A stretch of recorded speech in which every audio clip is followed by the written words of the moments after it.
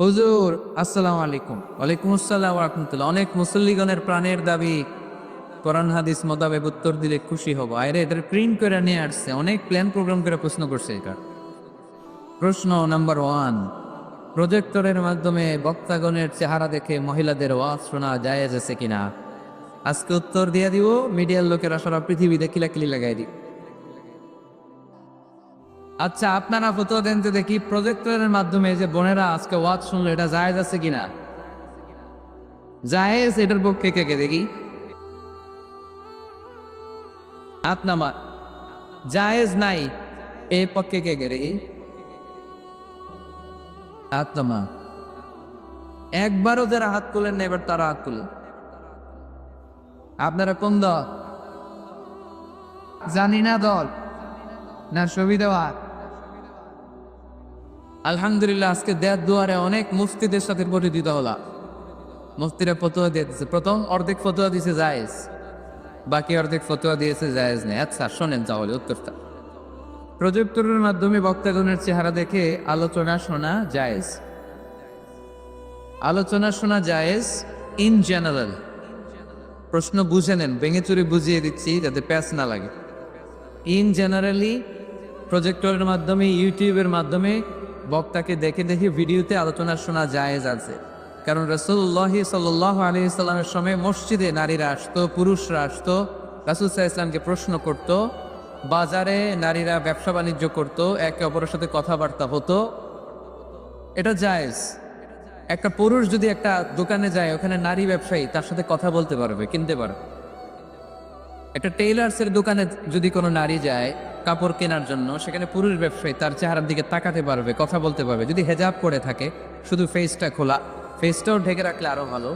তার মানে পাবলিক প্লেসে নারী পুরুষের জরুরি প্রয়োজনে চাহনি, কথাবার্তা, এটা জায়েজ আছে, এটা জায়েজ। তাহলে প্রজেক্টরের মাধ্যমে বক্তাগণের চেহারা দেখে মাহফিল দেখা, এটা জায়েজ। সমস্যা কোথায়? সমস্যা হচ্ছে কোনো নারী যদি কোনো বক্তার চেহারা দেখে অন্য কিছু ফিল করে, সে যদি তার প্রতি আসক্ত হয়, শুধু ওই মহিলার জন্য না জায়েজ। ওই মহিলা ভিডিও দেখতে পারবে না, ওই মহিলা অডিও শুনবে, ওই বক্তার অডিও আলোচনা শুনবে। বক্তার দিকে তাকিয়ে তাকিয়ে বক্তার কথা শুনতে শুনতে যদি বক্তার প্রেমে পড়ে যায়, তাহলে ঝামেলা আছে না নাই? ঝামেলা আছে। এটা যেন না হয়। সে শুধু একজন স্কলার বা টিচার, শিক্ষক মনে করে শিক্ষকের কাছ থেকে কথা শুনতেছে, তাকাচ্ছে বা তাকাচ্ছে না, ওটাতে সমস্যা নাই। কিন্তু বিশেষভাবে এই বক্তার প্রতি যদি সে আকর্ষিত হয়, অ্যাট্রাক্টেড হয়, দুর্বলতা অনুভব করে, তাহলে ওই নারীর জন্য ওই বক্তার ভিডিও দেখা জায়েজ নাই, অডিও দেখা জায়েজ আছে। কথা কি বুঝতে পেরেছেন? 2 নম্বর প্রশ্ন, নামাজ, রোজা, হজ, যাকাতের মতো পর্দা করা ফরজ কিনা? বিস্তারিত বলার অনুরোধ রইল। জি, পর্দা করাও ফরজ। পর্দা করা ফরজ। আমি বোনদেরকে বলি, বোনেরা আপনারা অনেক দামি, দামি জিনিস কেউ খোলা রাখে না। রাখে? আমার যদি 50,000 টাকার একটা বান্ডিল থাকে, আমি কি এদিকে অর্ধেক এদিকে অর্ধেক বাইর করে রাখবো? আমি একবারে ভিতরের পকেটে রাখবো, ঠিক কিনা? আমার যদি হীরা জহরতের কিছু জুয়েলারি বা অর্নামেন্টস থাকে, আমি কি এটা হাতে নিয়ে ঘুরবো? না, একেবারে ঘরের ভিতরে সিন্ধুকের ভিতরে তালা মেরে রাখি। তার মানে যেটার দাম বেশি, মর্যাদা বেশি, ওইটার প্যাকেটও নারীদের মর্যাদা বেশি না কম? এ বেশি। সেফটি সিকিউরিটির জন্য এই পর্দার বিধান আল্লাহ দিয়েছে, আপনাদেরকে কষ্ট দেওয়ার জন্য নয়। এ হেজাব আপনার অহংকার, হেজাব আপনার আভিজাত্যের প্রতীক। আমার বোনেরা যাদের কানে আমার মাইকের আওয়াজ যায়, এ হেজাব আপনার রুচির প্রতীক। আপনি কোন বংশের মেয়ে, কোন রুচির মেয়ে, আপনার পোশাক বলে দিবে, ঠিক কিনা? বোরকা পরা একটা মেয়ে যখন রাস্তা দিয়ে হেঁটে যায়, কত ভদ্র লাগে, কত মায়া লাগে, শ্রদ্ধা আর সম্মানে মাথাটা নিচু হয়ে আসে, ঠিক কিনা? বোরকা পরা মেয়েদেরকে ইফটিজিং করতে দেখছেন?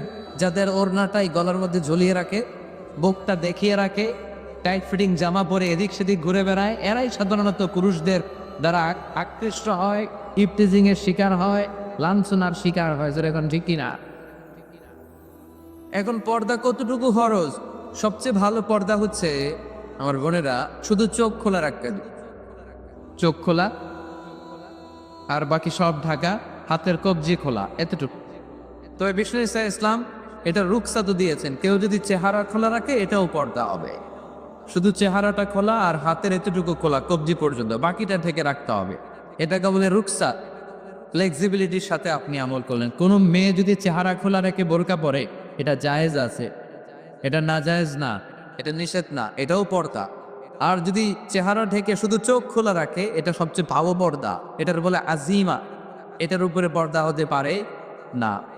তা আমি ওইটাই সাজেস্ট করি, শুধু চোখটা খোলা রাখেন, কারণ চেহারা হচ্ছে সৌন্দর্যের রাজধানী। চেহারায় যদি দেখে পেলে তো সব দেখা হয়ে গেল, ঠিক না?